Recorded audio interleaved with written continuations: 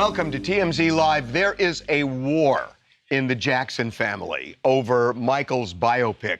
The family watched it the other day, and Janet and Jermaine got into a blood feud. And it is still going on because they have completely differing views of this movie and how it was made, and all the decisions that went into the production.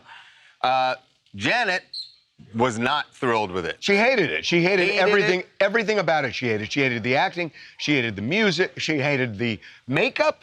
She hated everything. Right. So now, Jermaine, and we should say this, that what we've been told by our source is that Jermaine and most everyone else in the family who was there that night watching the screening of the movie, which comes out next month, they were applauding it. They thought it was great. Janet's boyfriend was there, and what we're told is that he stood up and said, that was great. Yeah, so even he was on board, at least in the room, but we're told after that event, there was a phone call between Jermaine and Janet, and that's when the real feelings came out.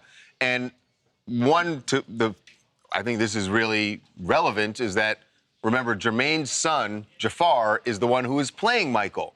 So immediately you think that, of course, Jermaine is going to want to support this movie. And not only does he want to support it, he wants the whole family to support it. Well, Jermaine was involved in the production of the movie. Janet was not. And we're told that she declined any participation, and that the way it was put to us, and there are obviously factions here, the faction that's not on Janet's side says to us that if she did participate, she'd only have a bit part in the movie. They're saying this that comes down to envy. And that side is saying she has always been jealous of Michael, and that it has spilled out into this movie. And by the way, the other person that I believe, and I'm not positive, but based on what I'm hearing, the other person who I think was not crazy about it is Randy Jackson, who is now Janet's manager. Right. And so you've got a huge split. And they were saying, I will say that the people on the other side are saying kind of nasty things about Janet, saying her career's in the toilet. Right. So it's an all-out war. To me, it's confusing because Janet obviously has a negative and strong opinion about this, but if she's offered the role to be a part of the production, how can then she go sit in and because say, she hated I don't it like from the this, get-go. I don't think she probably didn't like the idea of them even doing the movie. And remember, the estate, the Michael Jackson estate, is involved in, they are the producers. They're the producers of the movie. Right. This is not something that erupted, during the screening of this movie. This is a feud that has been more than simmering for a period of time. She said no because she felt it was never going to be what she wanted it to be. Right. And so, and why get involved if you know that every step of the way you're going to be fighting with the estate and losing because Jermaine is on the estate is on Jermaine's side of this thing. Ultimately, the estate's going to win, not Janet. And it's very clear to me that when you look at the estate, which is controlling everything, they are squarely on Jermaine's side here and not on Janet's side, and that has become more than evident. And who gets money? Who gets the money? Does it go to the estate for this movie? The estate. So not each individual family member is getting a certain cut that's involved in it. I mean, whatever they're getting from the estate, they Janet's would get. not going to get anything. She wasn't a part of it, right? But if she's a part of the estate, no? Yeah, the estate has nothing to do with this movie in that sense. Michael's kids are the primary beneficiaries from this estate, and a lot of this money is going to charity too. Michael was broke when he died. This estate now is worth, I think, in the $1 billion range now. I mean, they've made a ton of money. Yeah. And so I don't believe, my recollection at least, that his siblings are really participating a lot. His mom gets something based on a deal the estate cut, and I think some of the kids get a stipend that the estate cut. But in terms of the lion's share, it goes to his kids. But I don't think that this is about Janet wanting money, right? It's more Janet the envy. Jackson is fine. And the part that doesn't add to me, what is very clear to me from the people we spoke to is that this rift, yes, they're fighting about the movie right now. This rift existed before the movie was even thought of. Yeah. That rift was there. Oh, yeah. And the part that doesn't add up to me, and I say that because of the venom that was used describing Janet. Janet and Michael, by all accounts, were the closest of the siblings. So this thing that she's always been envious of him, I don't know. It doesn't add up, at least, to anything that we've seen or heard publicly, but who knows what's going on behind the scenes. The only thing I would disagree with you on is that it's not about money. Yes, it is. Money has made a huge, huge difference with everything in the Jackson family. Randy has had some money issues. Hold on, I'm not talking about the other siblings. No, I'm no, talking no. about Janet. No, I'm talking about Janet doesn't need money. She may not need it, but money has always been a really big thing For all the siblings. including Janet. Of course, but not Janet doesn't need it. She doesn't need The other siblings you're The the word other need siblings is a you're very talking about? relative term. She wants the money. word need is a very relative term. Kendall Johnson, Birmingham, Alabama. And I would say a lot of this just doesn't make sense to me because, first of all, Janet's career is not in the tank. She still tours, and she's touring right now. She's touring right now and very lucratively, you know? And I would say there's always been a level of love and respect on both of their parts. They've been very public about how they feel about each other. They collaborated on Scream together. So I would think there's probably just always been a fair amount of sibling rivalry between two very successful siblings. Correct. By the way, that is very well said. I just want to say, and accurate from everything that at least anybody in the family has ever said. I love her. And I'm not saying all these things that we got, I'm not co-signing on. I love Janet Jackson. All I know is that there are people in that world who don't. Who Yes, that much is very clear. Since Tom Brady has been living the single life, we have seen and heard about him dating, hooking up with, Alex getting Cooper, maybe. lots of different people. All Most sorts of recently, people. Alex Earl. Alex Earl, excuse me. And that was the most recent one, but there have been a handful of others. Well, the latest one is maybe kind of surprising considering who Tom's friends are. So there was a birthday party last week, and it was at the home of Jeff and Lauren Bezos. It was for Lauren's ex, Tony Gonzalez. And at that birthday party, Tom Brady is there. Which is so interesting in itself, but go on. So you have, exactly. So you have Tony Gonzalez, NFL legend, celebrating his birthday, and the GOAT of NFL quarterbacks, Tom Brady, of course, is there. Oh, but somebody else is there too. A lot of people are there, but. Sitting at the bar, we're told, next to Mr. Brady, is one Yale Cone Braun. Braun as in- that should ring a bell because that is Scooter Braun's ex-wife. Uh-huh. And what we're told is that there was something going on between the two of them. They were not only hanging out together. They left together. Right. They hung out, spent a lot of time together during the party, and then left together. So the thing is this, that Tom Brady and Scooter Braun are good friends. You may remember that during the Bezos wedding. Yes, last summer in Venice. There's Tom Brady, Scooter's there. Orlando Braun. They were like the gang of Orlando three. Bloom. Orlando Bloom. What did I say? Orlando Braun. Orlando Braun. And Orlando, the three of them were hanging out all weekend. And the funny thing is that we're told Tom Brady was kind of making a play for Sydney Sweeney. Sydney Sweeney is now Scooter Braun's serious girlfriend. Right. So now the question, is there a bro code here that's been violated? Is Scooter Braun enraged at his good friend Tom Brady for dating his ex-wife, maybe? Hooking up with. We don't know if they're dating yet. We haven't. For it to be dating, they've got to see them more than once together. Okay, so whether it's hooking up or dating, is he pissed off? Does it violate the bro code?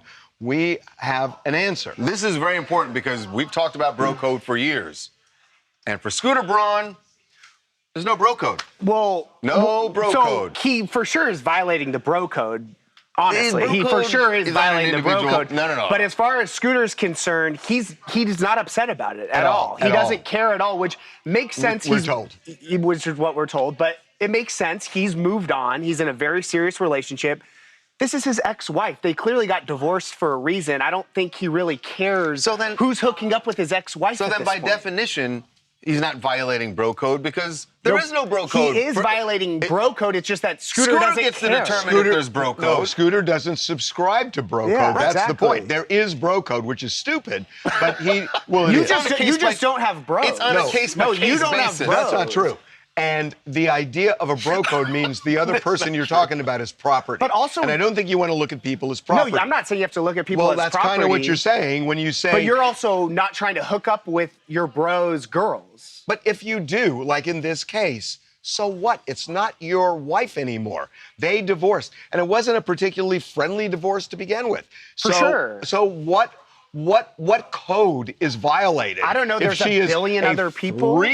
She's a free woman, and she can date anybody she wants, and so can Tom Brady. And if Devin. Yeah, exactly. Why don't you let go of this antiquated Tom bro Brady code? can hook up with whoever he wants. So why Devin, would you choose your friend's this is ex-wife? such a Because they had a nice fraternity thing. they struck off and I struck up a conversation. If all of a sudden and I next started thing you hooking know- up with your ex-wife, would that not be Right? weird?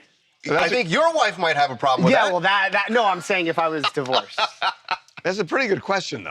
Courtney, and I am from Broward County, and this is my take on the whole Tom Brady dating that man's ex-wife. Well, listen, I feel like anybody can date whoever they want to date. It's not violating bro code if they were done. I don't think it's no problem with it. Let them people live. And who's to say they even dating? They could just be having fun like everybody else do.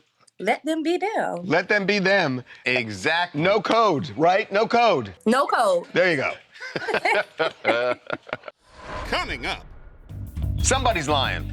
Somebody is lying, and now someone may be lying under oath. In one corner, Kim Kardashian and her mother, Kris Jenner, and in the other corner, Ray J. This has got to be about the sex tape, It right? is definitely about the sex tape. Be right back. Somebody's lying. Somebody is lying, and now someone may be lying under oath. I think there is a way of saying nobody's lying here. Well, the people, the candidates for lying are in one corner, Kim Kardashian and her mother, Kris Jenner, and in the other corner, Ray J. Because they have... This has got to be about the sex tape, right? It is definitely about the sex tape and a new declaration under oath that Kim and Kris have made. So you should remember that Kim and Kris are suing Ray J for alleging that they were under a racketeering investigation, a defamation lawsuit. But in all of this, and then the he sex tape came countersued up. them. Yeah. Right. He And countersued them, said that they have violated an agreement they had to not publicly discuss the sex tape. So that's why he's suing them. So they're going back and forth. But yesterday, Kim and Kris filed a declaration. Can I stop you for a second? You should know that Ray J has been saying now for quite a while that Kim and Kris were behind this sex tape.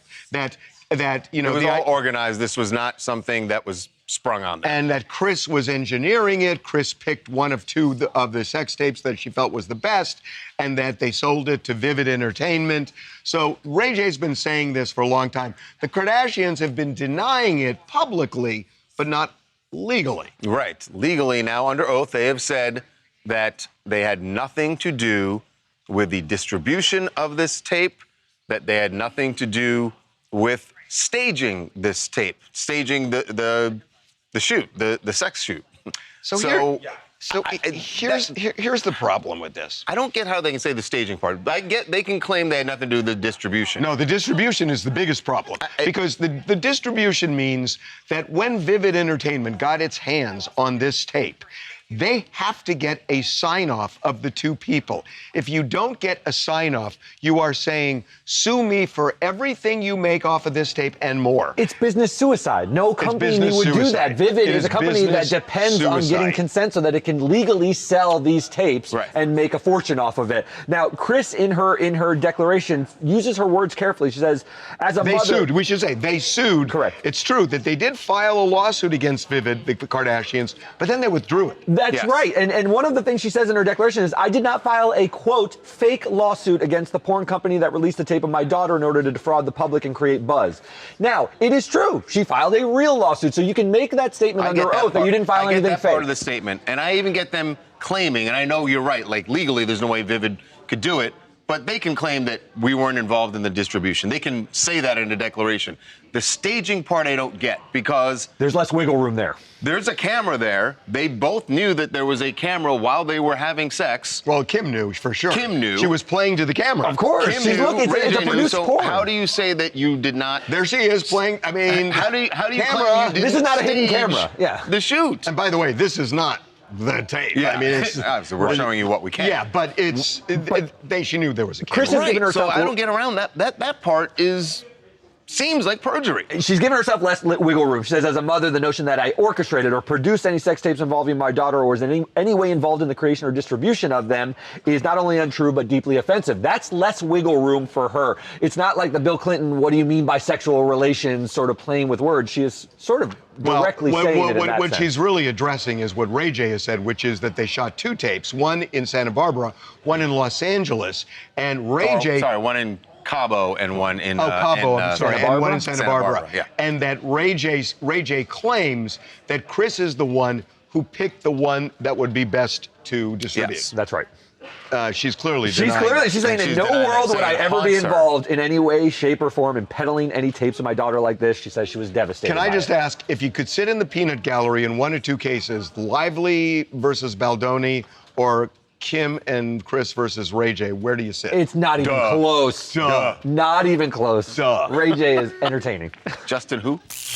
Hi, Gina from New York. If she allegedly was looking at these tapes and picking which one, she's not going to admit to it right now because of how that looks to her as a mother. Think about it, sitting down as a mother, watching which sex tape we're going to pick out that's going to skyrocket your career and make you a billionaire. That's how her career was built off of it. But the whole thing is Ray J's mother right now is coming forward saying, I'm not going to be silent on this anymore. And many know the truth. So either someone's lying under oath or there's a whole other story that they're just not telling us.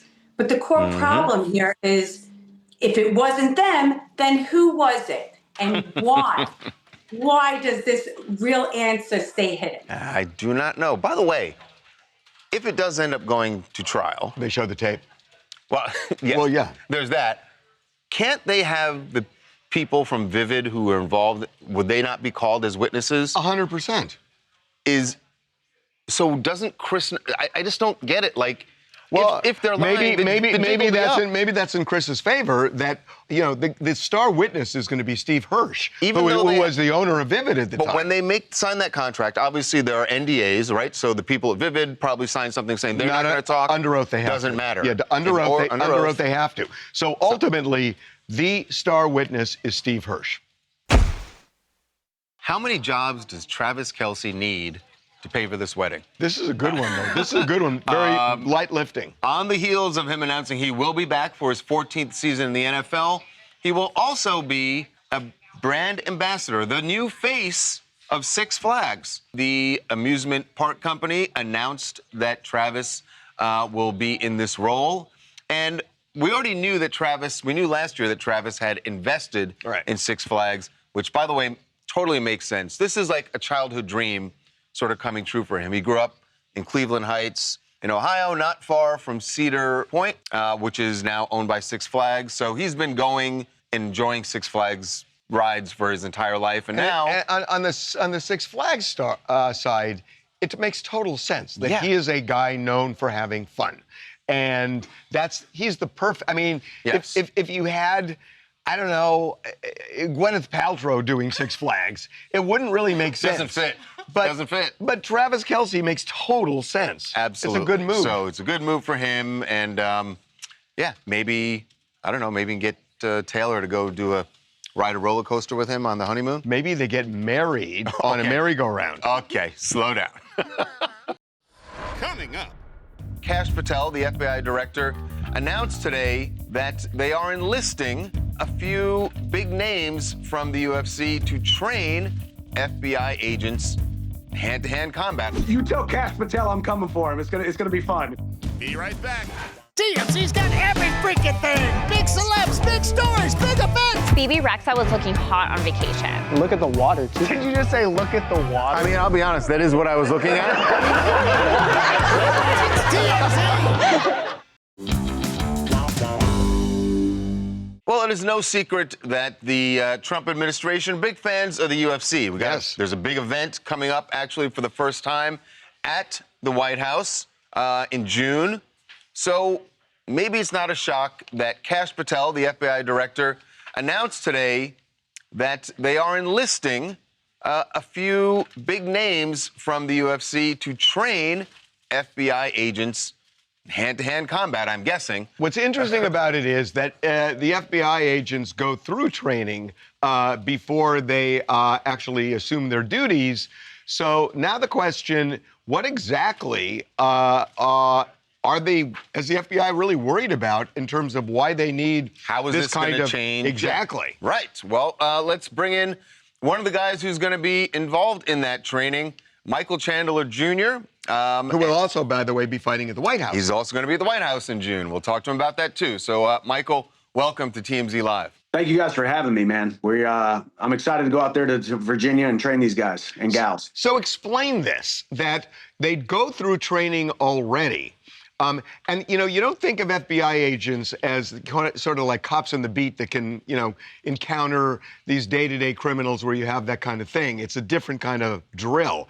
So what is it that's the draw for training FBI agents this way? It's a great question because, as you said, they already go through their training. But in mixed martial arts and really in any endeavor, we want to talk about this white belt mentality. What's a white belt mentality? You want to have the mentality that there's always something more to be learned. Yes, we are hand-to-hand combat experts in the cage. They obviously have their own type of training, but why not bring the two different thought processes together? Have that white belt mentality, and you can always learn something new every single day. So we're going to go out there and do some training, chop it up, talk about different scenarios, and have a good time and get better. So, Michael, before this training begins, and when is it going to start exactly? This weekend. It sounds like we're going to start this weekend, and then I'm sure they're going to have plans for the future every couple months, every couple weeks, whenever it's going to be. So before you begin that training this weekend, has the FBI given you any information about what the officers you're going to be working with? About what training they already have? Because you got to kind of merge what you're going to do with what they've already learned. Yeah, no, not really. I think this is kind of the the start of this, and quite frankly, even more exploratory, if you will, right? We come in with a certain set of skills. They already have a certain set of skills. I've got a run of show. I've got a schedule, so to speak, when we get there this weekend. And then we'll probably just continue to bounce ideas off of each other. And this thing will probably be a living, breathing thing as we continue to move forward. Okay, here's what I want to know.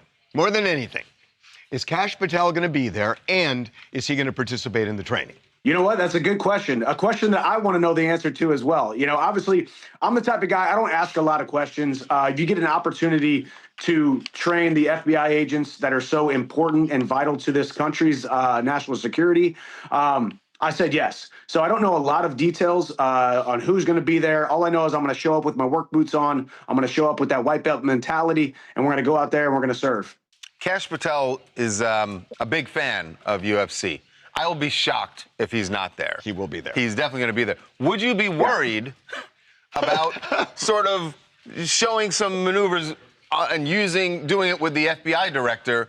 He's probably going to want you to go all out and show everybody how this works. Would you pull punches, so to speak, with the FBI director? That's a great question, and I definitely do not want to be the guy who breaks Kash Patel's leg or over the bone. It's like, hey, I'm going out there to, increase the stock and be of service, so to speak, not put Kash Patel, our FBI director, on the sidelines, the injured reserve list. So that would be an absolute nightmare. So yeah, we're gonna pull some punches. We're gonna get better in a very responsible way. So I've known Dana for a long time, and he is a really focused guy, and I'm a fan of the UFC, and you fighters are super focused when you're in the octagon. I'm wondering, this is so different, going to the White House, being on the South Lawn, doing this there, in front of the president, when he's been to events before, but this is at the White House. You a little bit worried just about the obvious distractions that can really create a problem in the octagon? it's one of those deals where you want to train, you want to focus on and be ready for those nerves and those feelings that may come. But yeah, fighting on the White House is something that has never been done before and most likely will never be done again. Fighting on the White House lawn with a bunch of world leaders possibly and Donald Trump and his cabinet. You just got to keep the main thing. And luckily we got 13 and a half weeks to get ready, get built up physically and get ready mentally and built up mentally for this process. And go out there and get my hand raised and raise the stars and bars on the South Lawn. Yeah, and by the way, I was trying to remember the last time there's been a UFC event outdoors. That's a good question. I'm not sure. And who knows how much information we're going to get. That's one thing about this event that we're probably not going to get only a fraction of the information that we usually get for these normal events. I think they're going to build a structure that is enclosed. Obviously, yeah, because it could rain. It could rain. Yeah. Yeah, if it rains, it ruins the whole night. Everybody pack it in. Never mind, the White House fights are not happening. So they're going to have to. They're going to have to cover it. I forget on the East Coast that they have to worry about rain. Like we're here, it rains 3 days a year here. If you waited another year, you could have done it in the ballroom. Yeah, exactly. Well, hey, who knows? I mean, Trump will still be president a year from now, so they could do it again. Who knows? But we're treating this as a one of one that'll never happen again. So we'll see how it goes in the future. Okay. All right. Well, Michael, good luck at Quantico. Yeah. Good luck at the White House. Put him in a headlock. Come on. Might as well. Let's go. A little one. Come on. You tell Cash Patel I'm coming for him. It's gonna be fun. We're gonna have some fun. All right, Michael. Thanks, you, Michael. See you guys. Coming up. Summer Robert is going through this. At the age of 28, she has an R cup bra size. The doctors don't know if they will stop growing. They can't say that they won't stop growing. They can't say that they will stop growing. No one really knows much about it. Be right back. There is a young woman in Australia who is going through something that is, it seems like every day you learn. We talk about the human body every day and like how amazing it is if you can get through life and not have something horrific happening within your body. And she is going through has taught me. It is a miracle. This is a condition I didn't even know existed. Right. But Summer Robert is going through this. At the age of 28, she has an R cup bra size because doctors have told her that her breasts will continue to grow. I don't know if they even have a limit where or when it would stop. And she cannot get breast reduction surgery because the breasts will grow back. They're gonna grow back. It's called Macromastia, and she was diagnosed 3 years ago, and now she is trying to get through life with this condition. So she's joining us now to talk about this. Summer, welcome to TMZ Live. Hi, how are you? We're good. Good. I am just fascinated is this something that it must have just progressed and progressed and progressed over a period of years. So I'm wondering, because the fact that you were just diagnosed 3 years ago is stunning to me. You're 28. So what was going on when you were 16 and 17 and 20 and 21? As you're watching this, what were the doctors telling you? What were you doing during that period where you didn't know? So I've always had large breasts. I've always had big boobs. My whole life. I think I never actually was an A cup. I went straight to a C cup when I was 8 years old. So none of my friends had boobs, and I just randomly woke up one day and had massive boobs. But I used to hide them all the time when I was younger. We went to try and get a reduction when I was 13 to 14 years old, and they told me no, obviously, because I was a baby. I was too young. And then I tried to get another one when I was 17, and then they told me no again. And then this just kept going. This kept happening as well. I kept trying to get reduction after reduction because I didn't understand what was going on. But I would imagine when you were of age, when you were 21 and 22, when you could do it, what happened then? They still said no. They had been saying no from when I was 21 to 25. Really. Why? Because they would say that my BMI was too high. I'm not sure. So I'm from Scotland, and we have different different national health service than you guys have. Right. And there's like different criteria to get surgery, right? So they would say that my BMI is too high because my boobs weigh too much. So they wouldn't actually perform a surgery on me because my BMI was too high. And your BMI was only that high because of your boobs. Because my boobs, yes. So I'd imagine that what the doctors, one thing they said to you when you were younger is that, did they just think you were just, this was like an extreme case of puberty, which obviously now they know that's not what it is, but did the doctors when you were younger say, just ride this out, you got to go through puberty first? Yeah, that's literally exactly what they said. They were like, it's just puberty, it'll be fine, you just have a large chest. But it just continuously started like growing more and more and more. And then when I was 25 to 26, that's when I grew 11 sizes in a year. And I was like, okay, this is a little bit out of hand. Like I didn't really understand it. And then that's when I got my diagnosis and they told me it's actually a diagnosis, actually macromastia, instead of just like puberty. You've not just got big boobs, you actually have a condition where they'll just continuously grow. The doctors don't know if they will stop growing. They can't say that they won't stop growing. They can't say that they will stop growing. They no one really knows much about it. I'm just thinking, if they don't know, and it does continue, I mean, this could just be debilitating for you. And is there anything they say they can do? I mean, can they reduce it and just keep doing it as it grows back, or what? So they've said that like they could, if I go to America, they're not going to do it in the UK because they don't actually see it as like an extreme thing. But if I go to America, I spoke to an American breast reduction surgeon, and he said, yeah, I could totally get a reduction, I pay for it, whatever. But they're just going to come back. Like, they'll come back like within a year or so. So there's really just no point. It's just something I'm just going to have to like live with. And I love them now. So like I live with it happily. But they're just going to come back if I get one now. Have they told you how rare this is? And maybe that's why they don't know. When I got diagnosed, that doctor didn't even know what it was. He literally printed off a Wikipedia page and handed me the Wikipedia page because he didn't know anything about it. Okay. Wow. So you have kind of made lemonade out of lemons here, so to speak, by joining OnlyFans. And I'm wondering how that goes. Does this become, a huge attraction on OnlyFans? Have you seen that kind of traction with people who are following you now? Oh, for sure. I used to really, really hate my body. Like I used to genuinely hate it so much because I hated all the attention that I got. But then after I joined OnlyFans, I realized that I'm actually like super unique and like beautiful, and all of my fans and all of my subscribers made me feel like 10 times better than like anyone else has ever made me feel. So now, even if I was offered a reduction and they told me that my boobs wouldn't come back, I don't think I would take it. Really? Yeah, I think I'd be, because I love them so much, and plus they made me rich. So. Oh, so the OnlyFans is going that well. You would say it's made you rich? Yeah, for sure. All right. Well, that's definitely, that's a big cup of lemonade. I did not know about this condition. This is fascinating. We really, really appreciate you joining us. Thank you, Summer. Of course. Thank you so much for having me. Coming up.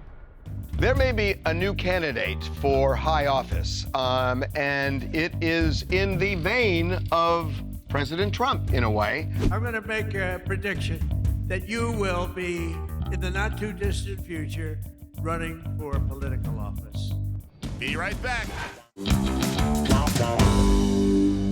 There may be a new candidate for high office, and it is in the vein of President Trump, in a way.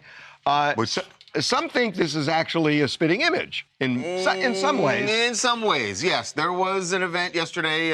President Trump was out campaigning. He was in Kentucky and was joined on stage, in fact, was introduced by none other than Jake Paul. Now, at first you might go like, Jake Paul has always been a vocal supporter of President Trump, so that makes sense. But when the president started speaking about Jake, he made it seem like this was not just... Oh, yeah.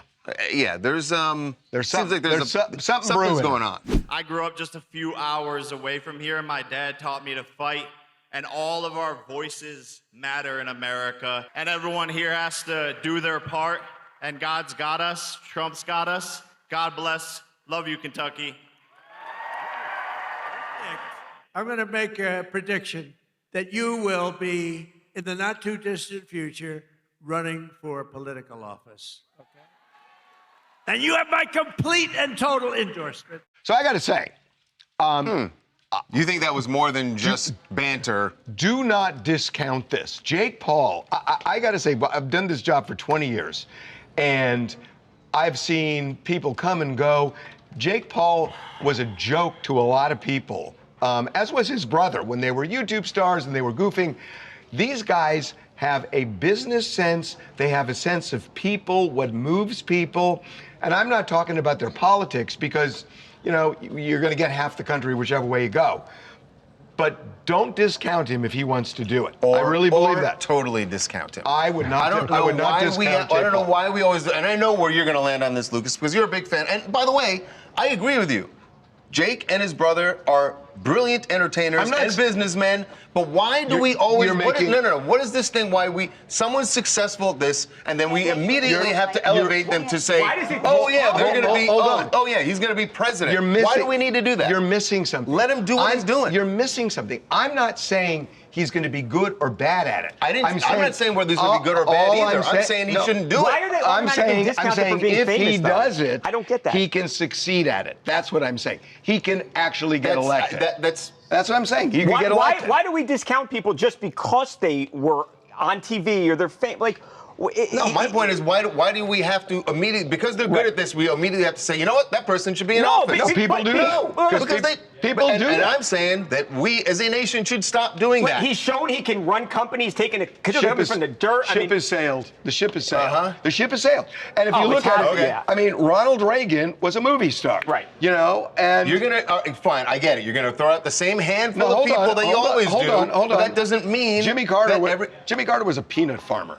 You know, and it's like Arnold Schwarzenegger was a movie star. No, I can give you a million examples. No, you can give me like job 5. called politician. You can give me like 5. You can't give me a million. Let me give you one who could actually possibly win the presidency if he ran. Never been in elected office. Mark Cuban. Oh, yeah. Mark Cuban. Yeah. No political experience. If he ran, he could be president. Yeah. Sorry. Yep. Hey, this is Alex Plank from Beverly Hills, California. Whatever you're going to say, Alex. I love the glasses. Thanks. I agree with everything that you guys are saying in regards to the fact that anyone can be president. I mean, we've clearly seen the fact that Trump's president, and again, you mentioned Ronald Reagan, who, many people would say was not a very good president, but the fact of the matter is that people will vote for people who they recognize. Right. And I think that social media has really changed the game and made that even more possible. So I think that this may have just been a, publicity stunt for the UFC fight for the White House, but that's just my opinion. I listen, I'm not saying that he couldn't win. I'm saying stop saying that just because someone is popular for doing something in entertainment, that they automatically must run for office. Yes, they can win, but that doesn't mean they should. Well, Stephen A. Smith says, the money ain't there. Here we go again. The money ain't there. He would do it if the money was there. Coming up. Kind of hard to get a straight answer from the president about the war in Iran. If you're looking at the social media that the administration is all the memes and things they're posting. Look, there are arguments for this war and there are arguments against this war. It's a complicated thing. But the one thing that I don't think is complicated is don't make a joke out of war. Be right back. Kind of hard to get a straight answer from the president about the war in Iran, and they have said, he and Pete Hegseth have said, we're not going to tell everybody exactly what we're going to do. I get that. But if you're looking at the social media that the administration is all the memes and things they're posting. Here's my problem with this. It's like, look, there are arguments for this war and there are arguments against this war. It's a complicated thing. But the one thing that I don't think is complicated is don't make a joke out of war. Don't make a game out of war.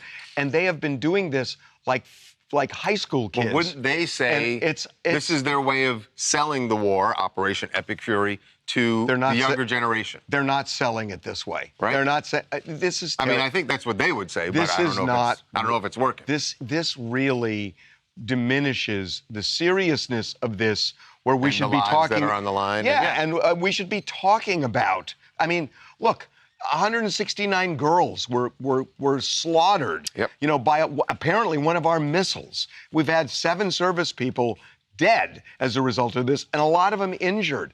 To make a game out of this, I'm sorry. I'm sorry. Coming up.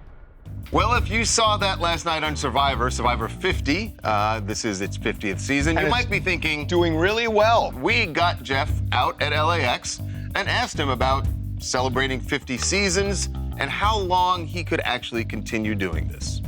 Be right back.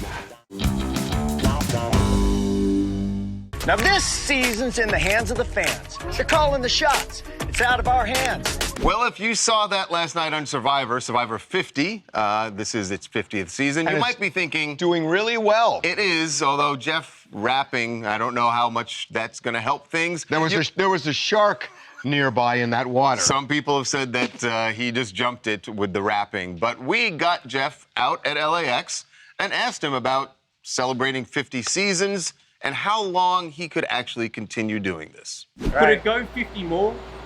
It's a pretty good format. It is, isn't it? Yeah. I'll probably be long gone in the ground, but somebody else can take it over. How many seasons do you think you got left in you? I don't know. I'm still going strong. I mean, I love it. I love it as much today as I loved it the day I got the job. I just think it's so great because I believe him. Yes.